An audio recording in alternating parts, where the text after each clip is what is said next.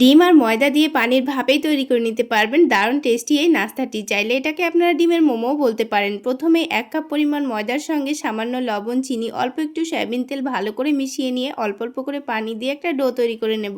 এবার এই ডোটাকে 10 মিনিটের জন্য রেস্টে রেখে দিয়ে এদিকে অল্প একটু গাজর কুচি, পেঁয়াজ কুচি, সামান্য লবণ দিয়ে ভালো করে মাখিয়ে 5 মিনিটের জন্য রেস্টে রেখে দিয়েছি। তারপর একটা বাটির মধ্যে দুটো ডিম ভেঙে নিয়ে সামান্য লবণ ভালো করে মিশিয়ে নিয়ে প্যানের মধ্যে সামান্য সয়াবিন তেলে ডিমটাকে কুচি করে ভেজে তুলে নেব। এবার এই গাজর আর পেঁয়াজটা আগের থেকে অনেকটা নরমও হয়ে গেছে আর অনেকটা পানিও ছেড়ে দিয়েছে। হাত দিয়ে ভালোভাবে চিপে এটাকে ডিমের মধ্যে নিয়ে নিয়েছি। তারপর এর মধ্যে দিয়ে দেব কাঁচামরিচ কুচি, 2 কোয়া রসুন, অল্প একটু আদা গ্রেট করে দিয়ে দিয়েছি, অল্প একটু সয়া সস, অল্প একটু টমেটো সস আর সামান্য লেবুর রস আর চাট মশলা দিয়ে ভালোভাবে মিশিয়ে নিয়েছি। এবার এই ডোটাকে আবার একটু ভালোভাবে মথে নিয়ে ছোট ছোট করে লেচি কেটে নিয়ে একটা একটা করে পাতলা করে রুটি বেলে নিতে হবে। তারপর রুটি চারিদিকে ভালোভাবে পানি লাগিয়ে দিয়ে ডিমের মিশ্রণটা এক সাইডে রেখে এটাকে ভালো করে চেপে রোল করে দিতে হবে। তারপর ছিদ্রযুক্ত থালার মধ্যে অল্প একটু তেল ব্রাশ করে দিয়ে এর মধ্যেখানে দিয়ে এটাকে 10 মিনিট পানির ভাপে ভাপিয়ে নিতে হবে। তাহলেই তৈরি হয়ে যাবে দারুণ মজার ডিমের মোমো। ধনেপাতার চাটনি ও টমেটো সসের সঙ্গে গরম গরম খেতে কিন্তু দারুণ হয়েছিল।